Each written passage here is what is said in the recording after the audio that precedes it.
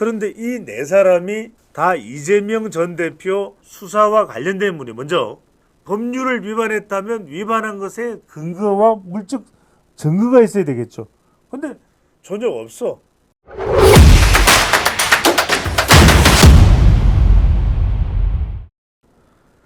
이재명 전 대표의 지금 목줄을 계속 조여오는 것이 재판부입니다. 이화영 전 평화부지사, 또 9월 달이면은 공직선거법 위반 결심.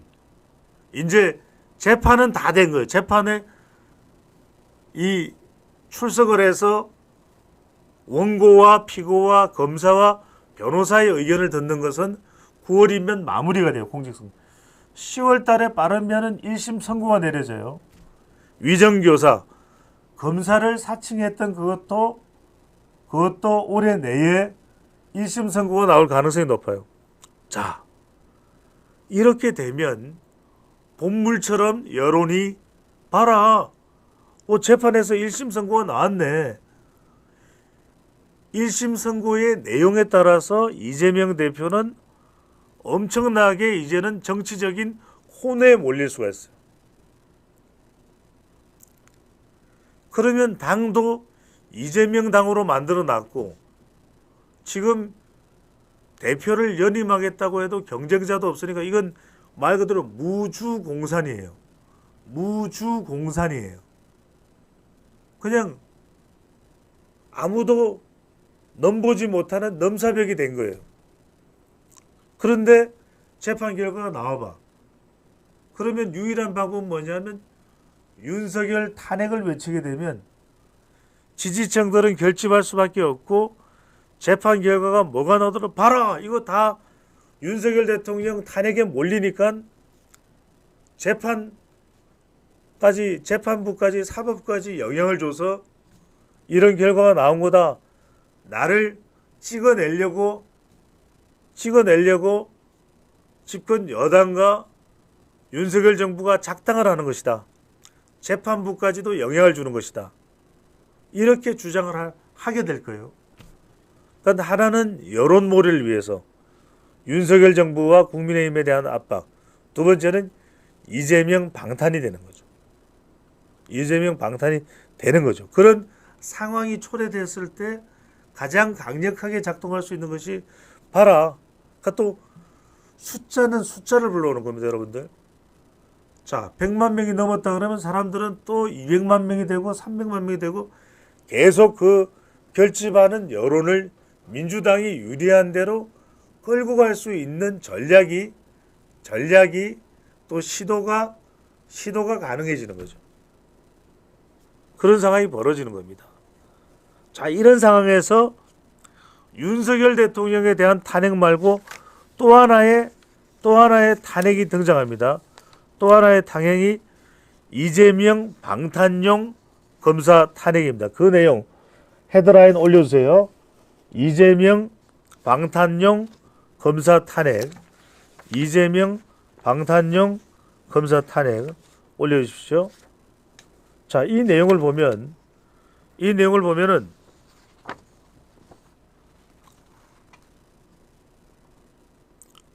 지금 이재명 방탄용 검사 탄핵에 역풍이 분다. 자, 이 이재명 전 대표가 쌍방울 대북 송금 의혹, 대장동 백현동 개발 비리 의혹 사건 수사 검사 4명, 이미 이전에 검사 탄핵을 한 적도 있었죠. 탄핵 소추안을 발의한 겁니다. 그런데 헌법재판소 가도 제가 거듭 말씀드렸죠. 자, 헌법재판소에 이 검사 탄핵을 해서 탄핵 소추를 하는 겁니다. 헌법재판소에서 탄핵 여부, 탄핵을 받아들일지 기각을 할지 심사를 해달라고 하는 그 기간 동안 검사는 전혀 업무를 할 수가 없습니다. 직무 정지 상태가 됩니다. 그래서 지금 또 이재명 전 대표의 수사와 관련된 검사에 대해서 탄핵을 시키겠다. 이렇게 나오니까 지금 이재명 전 대표를 수사를 해왔었던 송경호 전 서울중앙지검장이죠. 지금 부산 고검장이에요. 나를 탄핵시켜라. 이게 뭐하는 짓거리냐. 나를 탄핵시켜라. 이런 이야기를 하고 있는 상황이거든요. 자, 이러다 보니까 정확하게 왜 이것이 말이 안 되는지에 대해서 대검찰청에서, 여러분들 대검찰청이니까 바로 검찰총장이죠. 청장입니다. 자, 여러분들 민주당이 4명인데 누구냐면 이름을 한번 볼게요. 여러분들. 자, 대검 탄핵 사유 명백한 허위 5장 자료로 야주장 일일이 반박. 요 내용을 올려주십시오. 요 내용을 보면 민주당이 탄핵 소추안을 발의한 검사 4명이 누구냐면 여러분들이 이름을 들어보시면 알 거예요. 박상용, 엄희준, 강백신, 김영철. 자, 이 인물들입니다.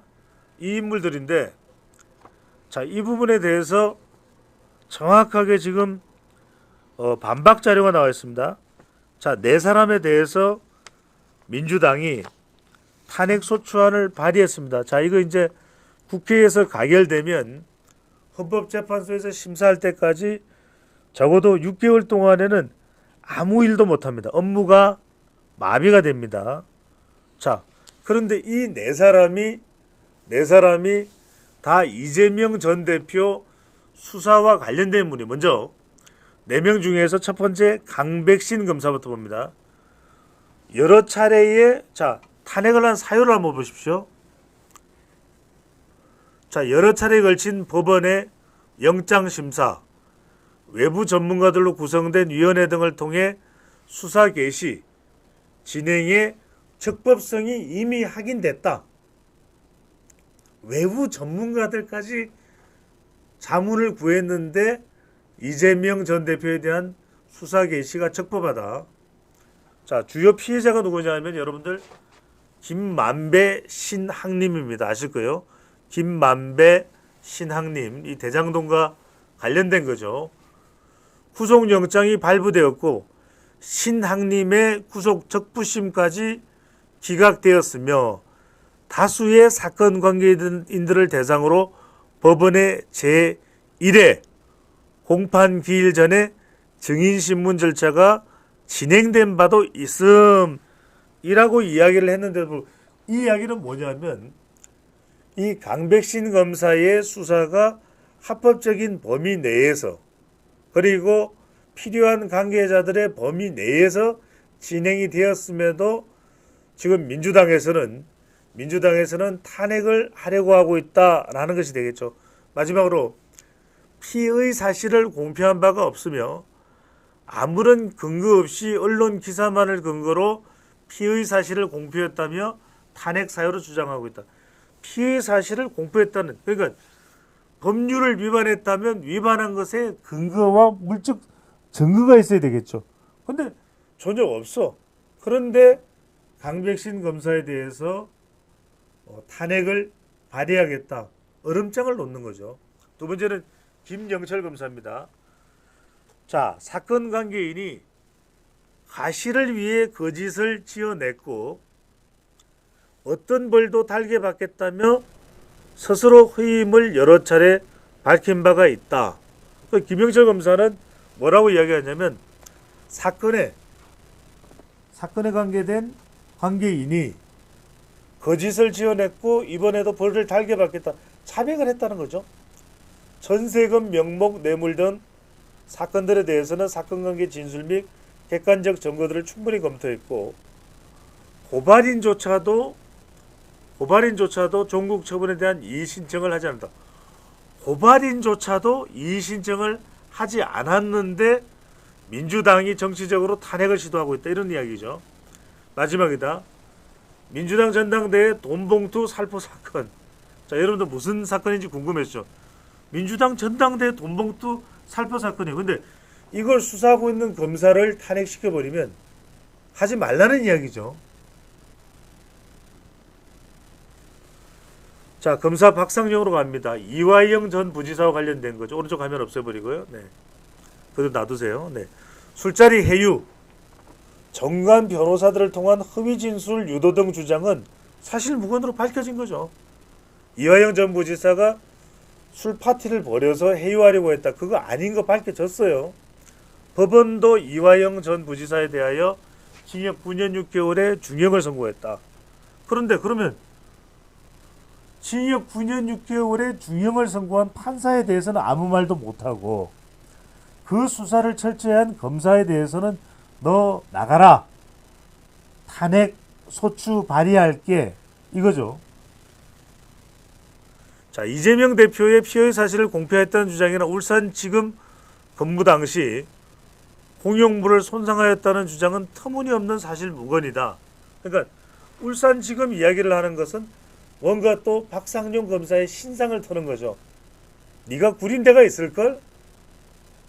그러면서 탄핵 사유를. 그러니까 지금 이 반론을 들어보면 탄핵을 한 명백한 사유가 안 나타나요. 검사 엄희준입니다. 자, 한명숙 전 총리는 대법원 전원 합의체 판결을 통하여 징역 2년 실정이 확정돼. 여러분들 대법원이 뭡니까? 판사예요. 드물게 뭐 검사 출신이 있기도 합니다만 판사예요, 기본적으로.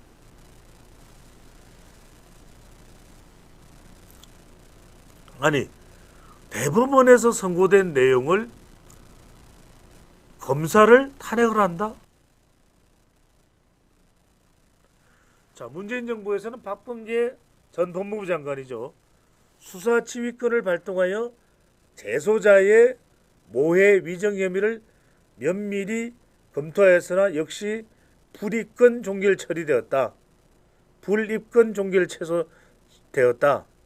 자, 엄희준 검사의 위정교사. 그러니까 검사가 누군가에게 야, 너 거짓말해 하고 시켰다는 거 아니겠어요? 검찰 지휘부의 수사방해 사건도 공수처와 검찰에서 무혐의, 재정신청도 대법원에서 기각 이렇게 됐는데 이걸 가지고서 검사 엄희준을 탄핵하겠다. 말이 안 된다는 거죠. 여러분들 내용을 지금 설명하는 걸 들으셨을 거예요. 들어보면 아, 이거 이상한데? 이 검사 이상한데? 라는 생각이 들어야 되잖아요. 해명한 내용을 보고. 그런데 별로 고개가 갸우뚱거리는 내용이 발견되지가 않아요. 더 중요한 것은 이들 검사에 대해서 탄핵을 하는 내용이 자, 국민들의 인권을 침해했다. 약한 자의 인권을 침해했다. 그러면 적어도 기가 솔깃할 수도 있죠. 그렇잖아요. 일반적으로 검찰을 개혁해야 되는 이유에 검찰이 권력을 남용하게 될 때 일반 국민들의 이익이 훼손되거나 일반 국민들에게 그 검찰 권력에 피해가 가는 것 아니냐 이야기를 할 때 우리가 검찰 권력을 손봐야 된다고 이야기하는 것이지, 이재명 전 대표하고 어떻다 저떻다는 것 때문에 검찰 개혁을 손봐야 된다 이건 아니잖아요. 그 점이 너무나도 명백히 중요한 결과가 될 것으로 보입니다.